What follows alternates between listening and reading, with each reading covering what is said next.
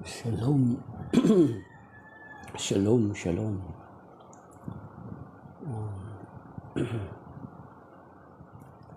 My background is the altar of the International Shrine of Our Lady of Peace and Good Voyage ng Katedral ng Antipolo sa Diocese ng Antipolo. Yan ang altar ng International Shrine of Our Lady of Peace and Good Voyage. So, ang ebanghelyo natin ngayon is taken from the Gospel according to St. Matthew chapter 10 verses 34 to chapter 11 verse 1. We pray to you, Lord.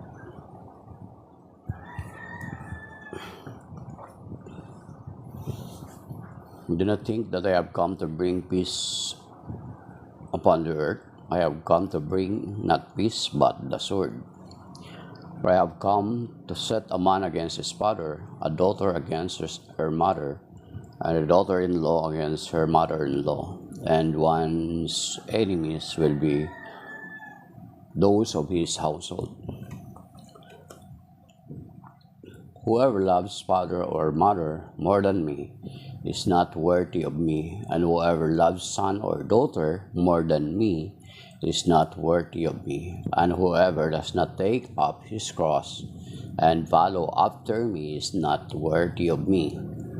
Whoever finds his life will lose it, and whoever loses his life for my sake will find it.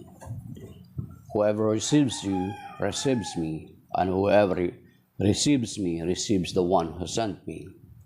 Whoever receives a prophet because he is a prophet will receive a prophet's reward.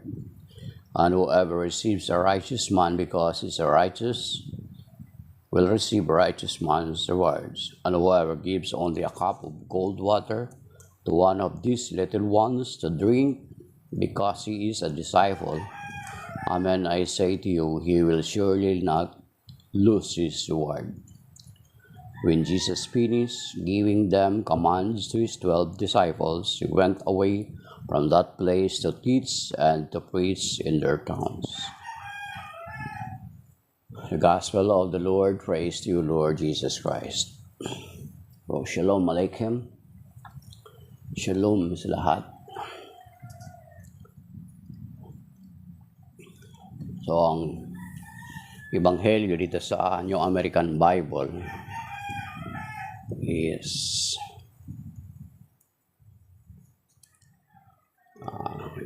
sa New American Bible is ang pinaka-title ng una kong binasa, it's about Jesus, a cause of division. So parang it seems nakababahala kasi ang Panginoong Jesucristo ang magko-cause ng division, especially sa family. So parang grabe naman to. I thought Jesus is the Prince of Peace. Opo, siya naman po talaga. Kasi kung babasahin natin sa Isaiah chapter 9 verse 6, na sinasabi doon sa Isaiah chapter 9 verse 6, na ganito. So, papaano natin i-reconcile ito? Hindi natin pwedeng pabayaan na ano ba ang Word of God? Kontra-kontra. So, yan mga kapatid. Basahin natin dito sa Isaiah chapter 9 verse 6. Ang tinutukoy mo dito ay ang Panginoong Jesucristo, itong hula sa kanyang pagdating, sa kanyang pagdating dito sa mundo. Sa Isaiah chapter 9 verse 6, sapagkat ipanganganak ang isang sanggol na lalaki at siya ang mamamahala sa atin, yung kama ang kasunod. Siya,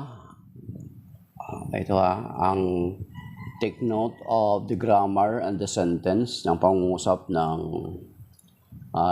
verse na ito, sapagkat ipanganganak ang isang sanggol na lalaki at siya ang mamamahala sa atin, siya ang kahangahangang tagapayo, ang makapangyarihang Diyos, walang hanggang Ama, ang prinsipe ng kapayapaan.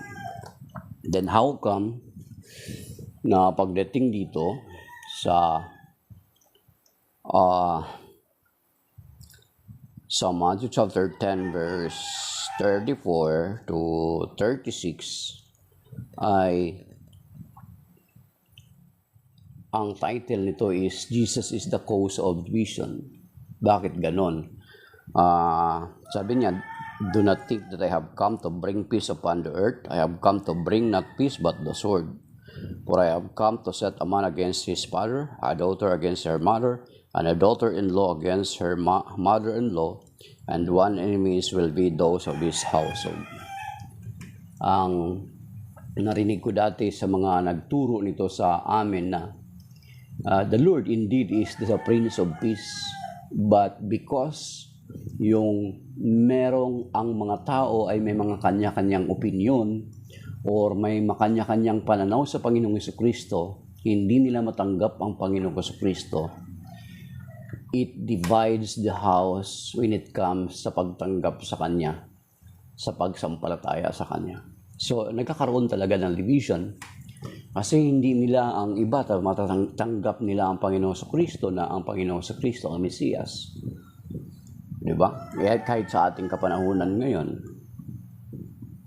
Kaya nga may parang pa-joke na kanta si Yoyoy Villamin na ang lolo, lola, iba-ibang reliyon, ang tatay, nanay, magkakapatid, iba-iba. So, ang Panginoong Jesucristo is nagiging sanhi ng division because of their unbelief, sa Panginoong Jesucristo. Diba? So, maging yung sa mga Hudyo, maging yung sa John chapter 9, di ba yung bulag na pinagaling? Ang bulag na pinagaling, later on, tinakwil siya ng mga magulang. Sabi niya, ang anak na namin, ang tanungin mo kasi matanda na siya. Di ba? Yung pinagaling ang bulag. Ayaw kasi, ang mga magulang ayaw nila na mapasama at matiwalag sila sa Jewish synagogue. So, ibig sabihin, hindi dahilan sa ang Panginoong Jesucristo mismo ang siyang maggugulo sa pamilya natin, pero because of our reception, yung ating pagtanggap sa Kanya, yung magiging cause ng division sa pamilya. Diba? So kasi hindi pare-pareho yung kanilang hindi pare-pareho yung kanilang pananaw. But it does not mean na ang Panginoong Jesucristo ang cause ng division. Actually, may narinig ako nito na isang separated reverend natin na hindi Katoliko na i-kinote ito para to justify na okay lang na magkanya-kanya ang mga Kristiyano. Ito yung kinote nila na ito yung division, ang Panginoon ang cause ng division, siya yung dahilan. Pero kung titingnan natin, hindi talaga ito yung kalooban ni Lord. Kaya nga ang kasunod na mga verse dito, sabi niya dito sa Matthew chapter 10 verse 37, whoever loves his father or mother more than me is not worthy of me. So, kung ang pagmamahal natin sa miyembro ng ating pamilya is greater sa pagmamahal ng Panginoong Jesucristo, talagang magkakaroon talaga ng faction, magkakaroon talaga ng division among the family. Ayan. Whoever loves father or mother more than me is not worthy of me, and whoever loves son or daughter more than me is not worthy of me. Kung higit yung pagpapahalagaan natin sa ating mahal natin sa buhay more than our Lord, then it really cause us division. Pero it does not mean na kalooban o gusto ng Diyos ang division. Bakit? Di ba kung nabasa nyo na sa Biblia, sa John chapter 17, kung titingnan natin, ito yung prayer ng Panginoon na mahaba na naka-record na prayer niya.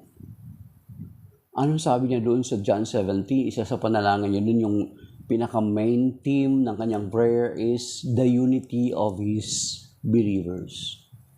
Babasahin niyo po doon sa John 17. Unity ng kanyang mga mananampalataya. At isa pa, sabi niya, sa John chapter 10 verse 16 na sinasabi niya, meron pa akong mga tupa na wala sa kawang ito na kailangan ko ring alagaan upang maging isa ang kawan at isa ang pastor. So sa kawan ng Panginoon, ang kalooban niya ay maging isa. Then how come here in Matthew chapter 10 verse 34 and then to 36 ay siya yung nagiging cause ng division? Siya yung cause ng division because of the disbelief, because of reception of person, of people. Pero kung mahal natin ang Panginoon, greater than our loved ones, or greater than ourselves, dito nakalagay dito, greater than our opinion, is walang mangyayari na ganun. Kasi magkakaroon tayo ng common denominator eh.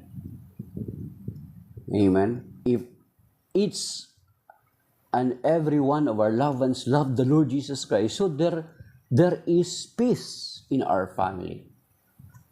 Good morning, Nene. Good morning po. So, kasi ang Panginoong Jesucristo, ang prinsipe ng kapayapaan, that is why dinugtong dito yung condition of being a disciple, na dapat higit ang ating pag-ibig sa ating Panginoong Jesucristo, higit pa sa ating mga mahal sa buhay. Kasi yun naman talaga ang utos sa atin, di ba? Matthew 22:37-39, yung greatest commandment, to love the Lord with all your heart, with all your soul, and with all your strength. So higit dapat ang ating pag-ibig sa Diyos kaysa sa ating mga mahal sa buhay, maging sa ating sarili. Maging sa ating mga sarili. And then sabi dito, and whoever does not take up his cross and follow after me is not worthy of me. Whoever finds his life will lose it, and whoever loses his life for my sake will find it. Di ba sa pagsunod natin sa Panginoong Jesucristo, we will deny everything. So kung hindi ka sumusunod sa Panginoong Jesucristo, it seems na parang secured na yung buhay mo. Sabi dito ng Panginoon, you will lose it. Kasi yung buhay mo nakaangkla lamang kung ano yung pinagtitiwalaan mo. Pero sabi dito, whoever does not take up his cross and follow after me is not worthy of me. And whoever finds his life will lose it, and whoever loses his life for my sake will find it. Diba? So sa pagsunod natin sa Panginoong Jesucristo, talagang we are losing our lives. Kasi unang-una, diba? We have to take up his cross, and follow him. Alam naman natin na pag sinabing cross, it is not easy to take up the cross. May joke nga dyan eh. Joke lang to. Si Judas daw, na habang sila ay nagpapasa ng cross, ay binabawasan daw ni Judas yung kanyang cross para gumaan. Kaso lang ng bandang huli, ay tumawid sila sa isang bangin. Sabi niya, ang cross ninyo, ang siyang inyong magiging tulay patawid. So si Judas hindi nakatawid sapagkat pinuputulan niyo yung kanyang cross para gumaan. Joke lang yun, of course. So, take up your cross. Pag sinabi ng Panginoon na take up your cross, it is not easy, di ba? Literally, to take up the cross is not easy. Kung ang miyembro ng mahal mo sa buhay, yung pamilya mo, asawa mo, anak mo is sa tingin mo yung cross mo, take it up and follow the Lord. Continue lang, kahit sabihin mong mabigat. But of course, gayahin mo si Santa Monica na despite nahirapan na siya sa pagsunod sa Panginoong Jesucristo, pasan-pasan niya yung ang cross habang sumusunod sa Panginoong Jesucristo. after 20 years of prayer for the conversion of his husband and his son, Agustin, ay nagkaroon ng conversion at pagbabagong buhay ang kanyang asawa at kanyang mga anak. So just take up your cross and follow the Lord. Huwag mong sasabihin na secured ka na. You do not need the Lord Jesus Christ in your life. Ito yung sinasabi, you will lose it. Those who think they find life in their own way will lose it. Sapagkat ang totoong buhay natin ay nasa Panginoon. Ang totoong buhay natin ay nasa Panginoon. Sapagkat ang Panginoon ang siyang buhay. Di ba? Sa John chapter 14, verse 6, memorize natin yan. Memorize natin yan na ako ang daan, ang katotohanan, at ang buhay.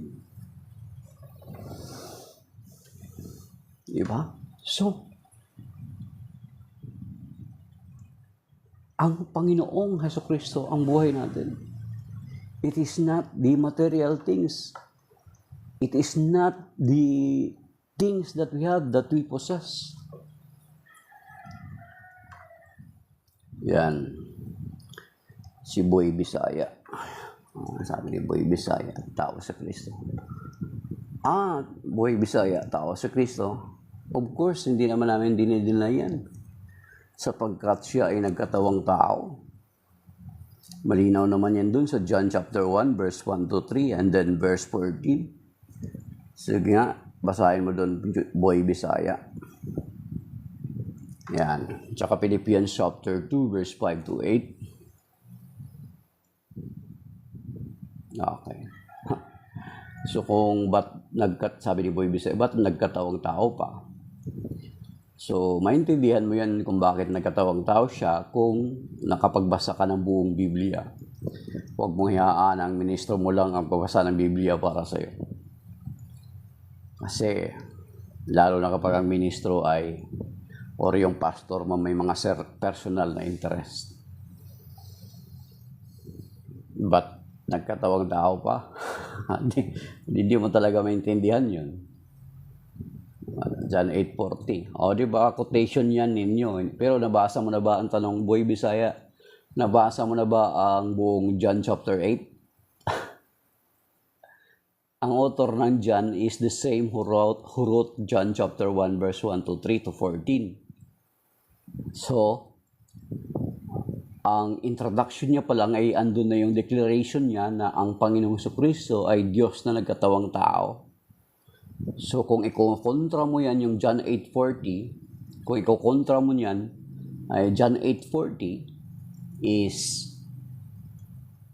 kung ikokontra mo yan na John 8:40 sa John chapter 1 verse 1 to 3, then verse 14, then parang sinasabi mo na kontra si Juan sa sarili niya. May pinanggalingan ang kanyang kapangyarihan. Gawa 2:22, may dinidiyos siya. Pero alam mo ba na dinawag siya ng Diyos, na Diyos din? So, ibig sabihin, hindi na rin Diyos ang Ama. Kasi tinawag siya ng Diyos sa Hebrew 1:8. Okay.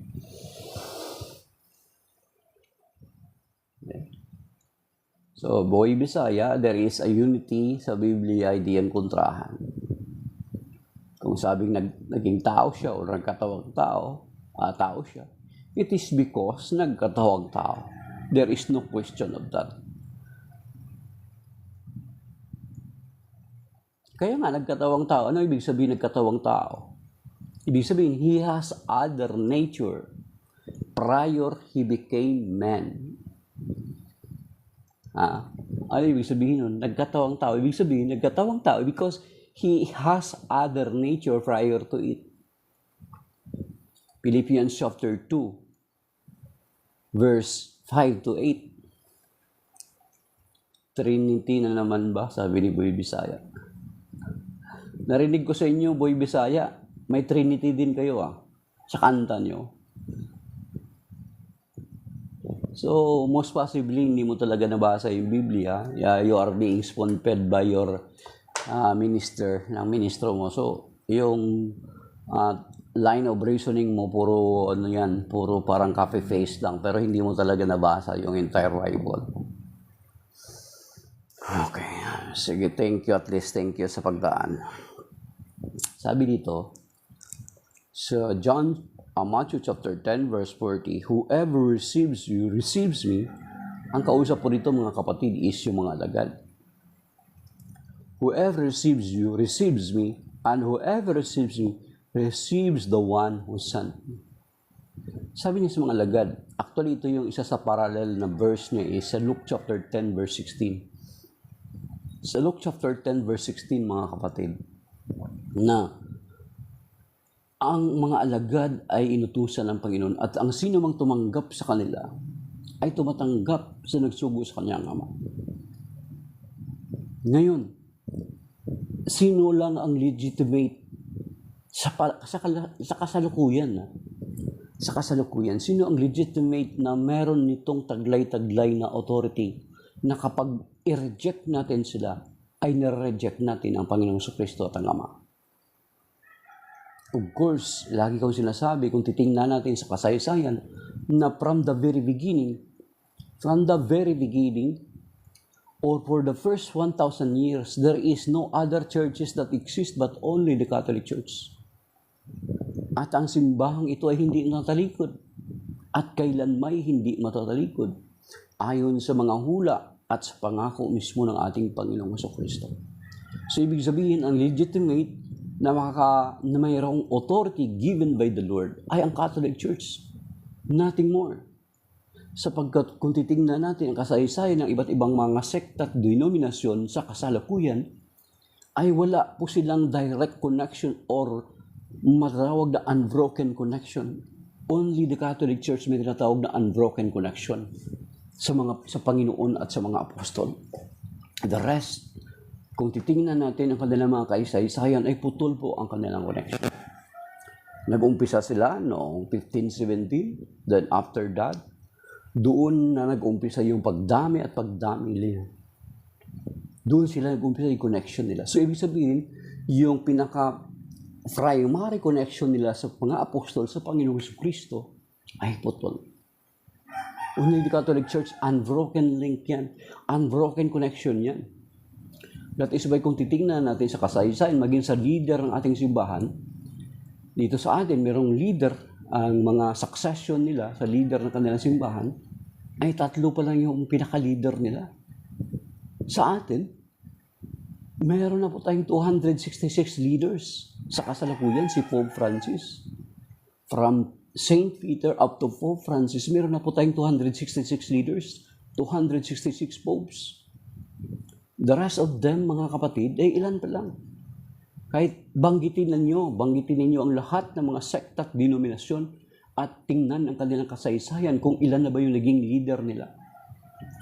So sa leader pa lang nila, patunay na ay bago pa lang sila, ibig sabihin na wala silang connection doon sa unang mga alagad sa Panginoong Kristo. Ganun mga kapatid.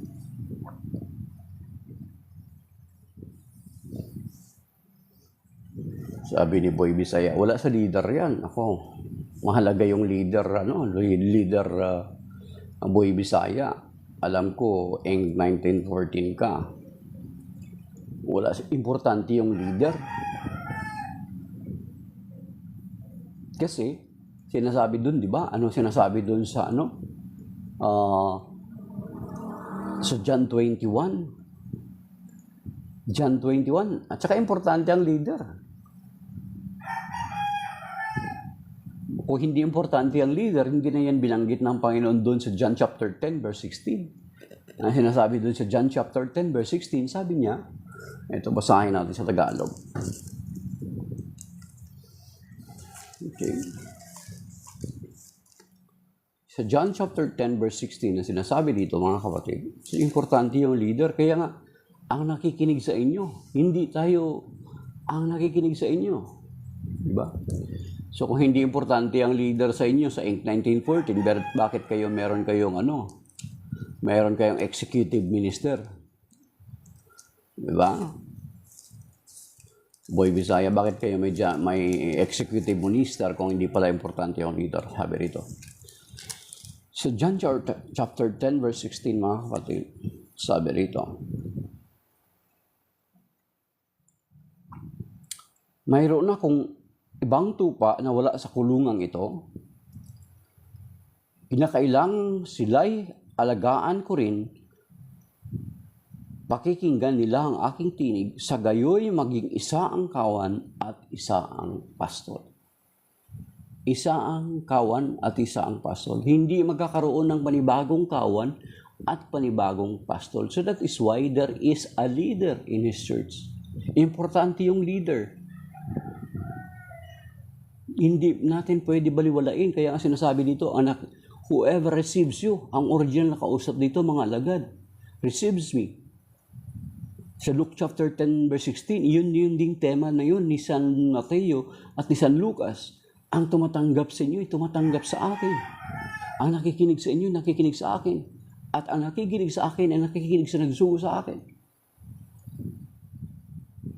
Diba? So mga kapatid, sinasabi ito sa verse 41, whoever receives a prophet, because he is a prophet, will receive a prophet's reward. And whoever receives a righteous man, because he is a righteous man, will receive a righteous man rewards. And whoever gives only a cup of cold water to one of these little ones to drink, because he is a disciple, amen, I say to you, will surely not lose his reward. Ang sabi ni Buibis, ang sinabi ko, kung marami na kayong leader, tunay na ba kayo na reliyon? Ang kinote ko na marami na kaming leader, ibig sabihin, meron kaming unbroken connection sa mga alagad. Yung may continuity, yun yung ibig sabihin. Sa inyo, di ba, may 3 leader na kayo. 3 pa lang yung leader nyo. Sa amin, from St. Peter up to Pope Francis, meron na kaming 266 leaders. Kayo 3 pa lang. So, ibig sabihin, nagpapakita yung napaka-longest gap na wala kayong connection sa mga alagad. Wala kayong connection sa Panginoong Jesucristo. Yun yung ibig sabihin, Boy Bisaya. Yan, mga kapatid. So, itong verse 42, ang verse 42 at itong verse 41, marirelate natin dun sa Matthew 25:31 to 46, mga kapatid. Di ba? So, on the judgment day, basahin nyo, sulat nyo po, then basahin nyo mamaya sa Bible nyo kung may time kayo. Dapat sana bigyan natin, bigyan natin ng oras at panahon. Sa Matthew 25:31 to 46, makikita natin doon na on the judgment day ay, sabi rito sa Matthew 25:31 to 46, basahin natin na lang. Buksan nyo po yung Bible nyo. Matthew 25:31 to 46. Sabi rito.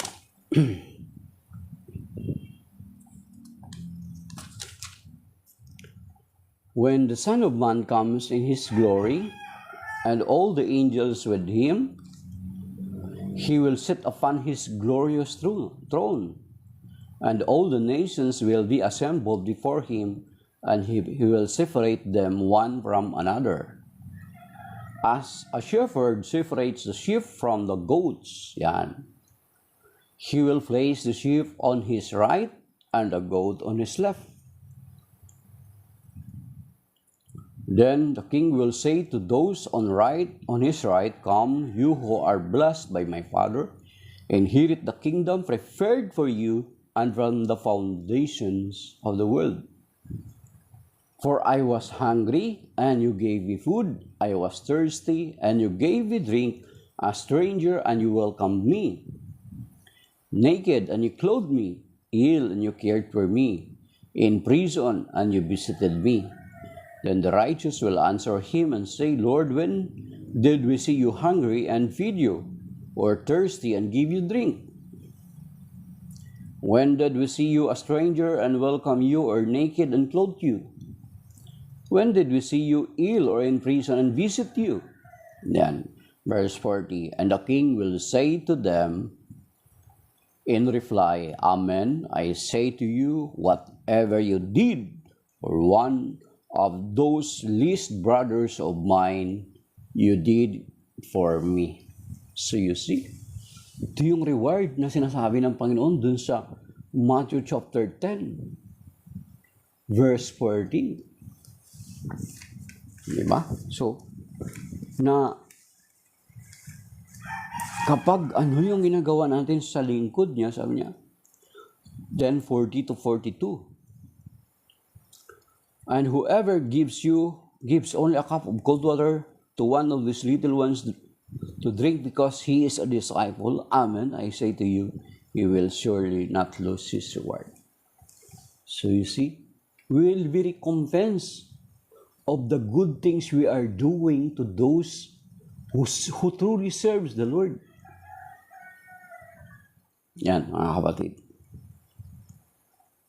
Then kung babasahin pa natin ang tuloy-tuloy itong Matthew 21, 31 to 46, is makikita natin na ganon din yung babanggitin niya sa mga nasa kaliwa, yung mga kambing na tinuturing na mga kambing.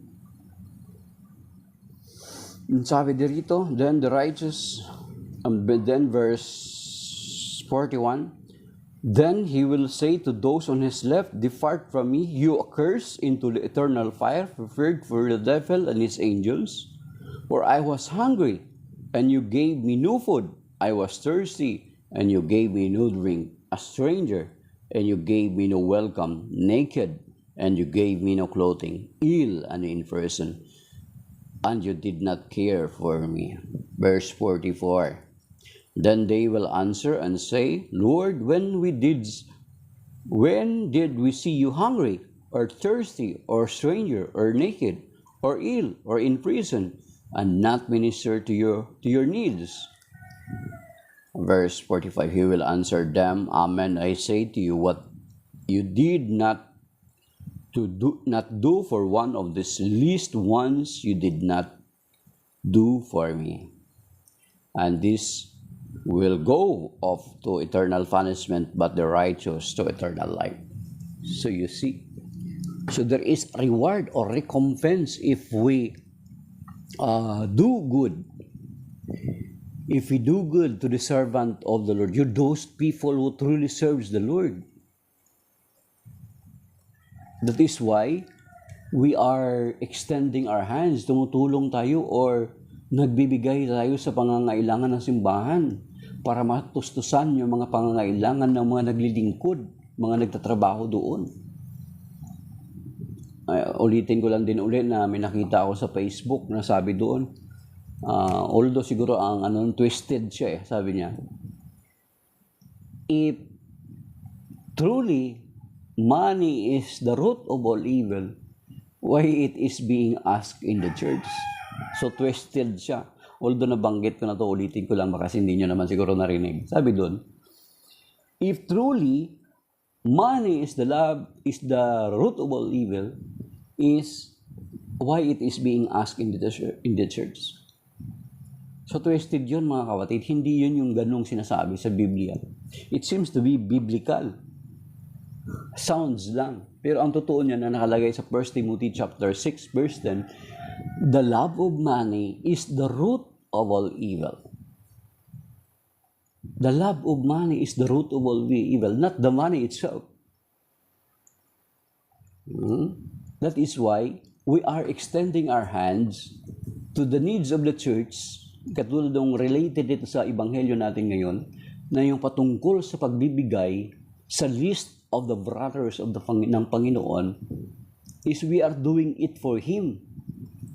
As a matter of fact, nabanggit ko na ito before, pero inuulit-ulit ko lang, ang pagbibigay natin sa simbahan, sa mga pangangailangan ng simbahan, sa pangangailangan ng misyon, yung importante. Kaya kung minsan, di ba, nakikinig nyo, narinig nyo kung nagsisimba kayo, may second basket collection tayo. Most of the time is para sa social work yan or para sa mga gawaing pansimbahan, yung second basket collection. Yung second collection na yan. Kasi yung first collection, specifically, that is intended for the church. So, ganun yung sistema natin para hindi magulo yung accounting natin. So, dito sa diocese namin sa Antipolo, very strict ang accounting. So, yung second collection na yun, most of the time, ito yung direct na napupunta kung saang ministry ito pumapatungkol. Hindi na po yan ikakat ng diocese or ng parokya. Yung first collection, it is intended for the need of the parish. Di ba? Meron tayong mga pinapasweldo, may mga naglilinis, may mga security, may mga ilaw, tubig tayong pangangailangan. Di ba? And then, doon din natin, yun yung naka-concentrate lang yun sa parokya. Then, as I know, merong share ang diocese. May sinishare tayo sa diocese. Pero yung second collection na yun ay hindi yun gagalawin. Talagang direct yun kung saang ministry yun kailangan. Papadala yan sa diocese, ipunin yan sa diocese. Then ang diocese naman ang magpapadala niyan kung saan yan nauukol. Hindi po yan pwede babawasan. At yung first collection na yun is entirely para doon sa parokya. And then nagbibigay lang ng share ang parokya sa diocese para sa tulong. Para sa continuous na maintenance din ng diocese. So, tayo, bagamat hindi naman tayo required mag-ikapo kung ano lang yung love offering natin, pero sa dami natin, kahit pa kunti-kunti, yung binibigay natin ay naiipon. Di ba? So, hindi tayo nag-require ng 10%. Kasi sa dami natin kapag nagtutulong-tulong tayo.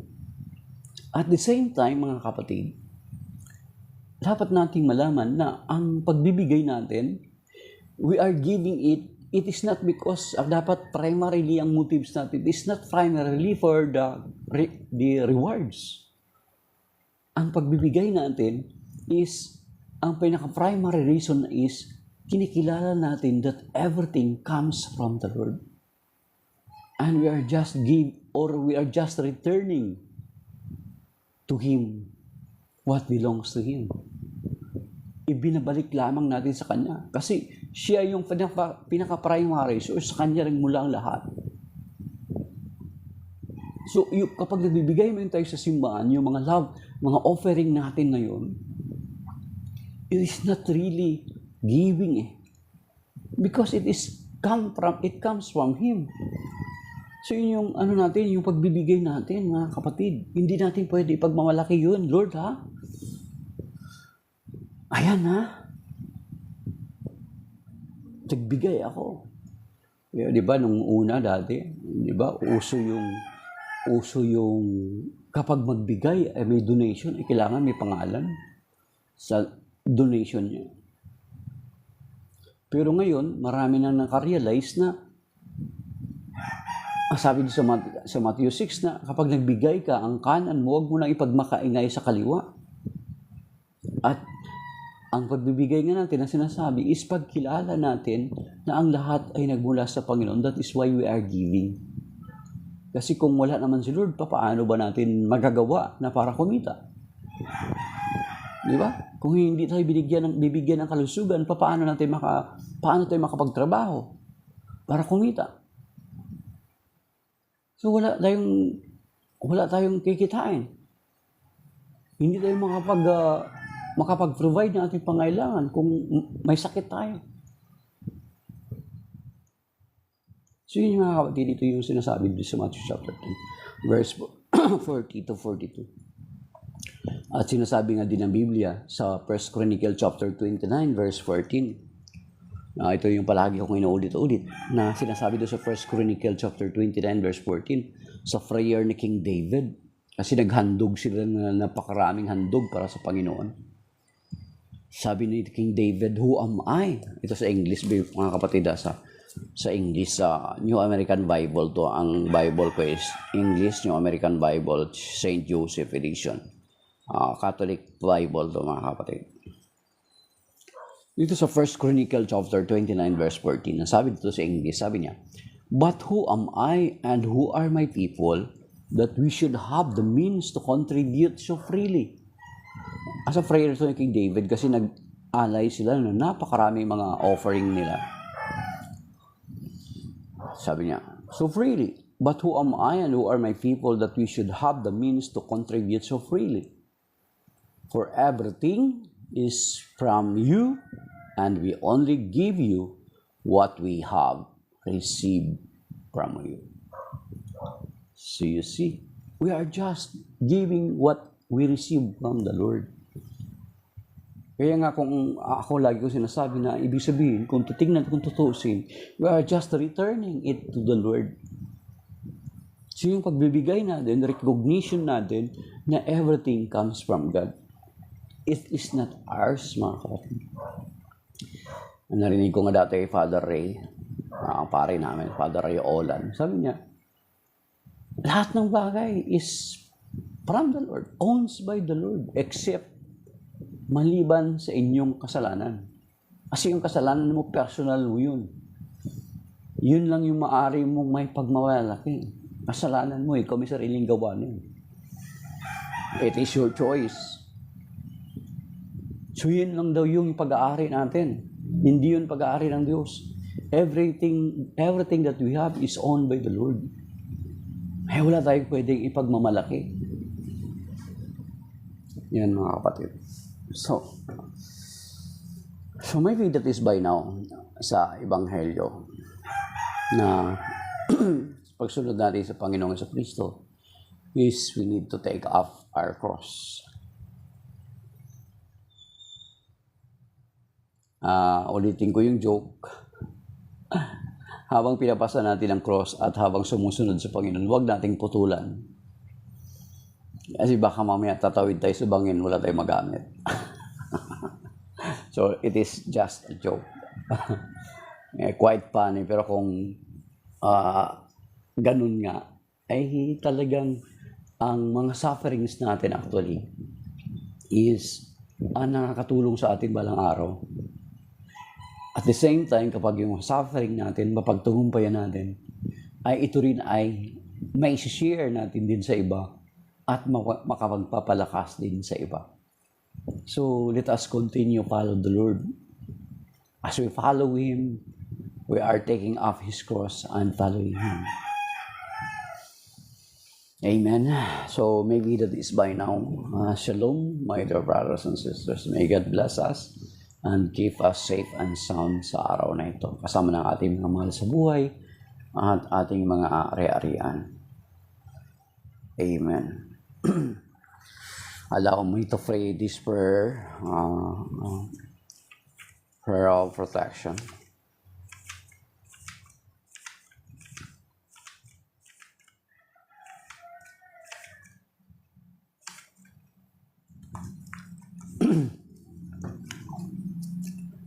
Prayer for protection against curses, harms, and accidents.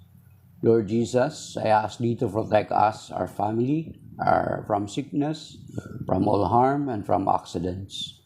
If any of us has been subjected to any curses, hexes, or spells, I beg Thee to declare these curses, hexes, or spells null and void. If any evil spirits have been sent against us, I ask Christ to decommission you, and I ask that you be sent to the foot of His cross to be dealt with as He will. Then, Lord, I ask Thee to send Thy holy angels to guard us and protect all of us. In Jesus' name, Amen. So, shalom. In the name of the Father, the Son, the Holy Spirit. Amen. Thank you, mga kapatid. May God bless us all.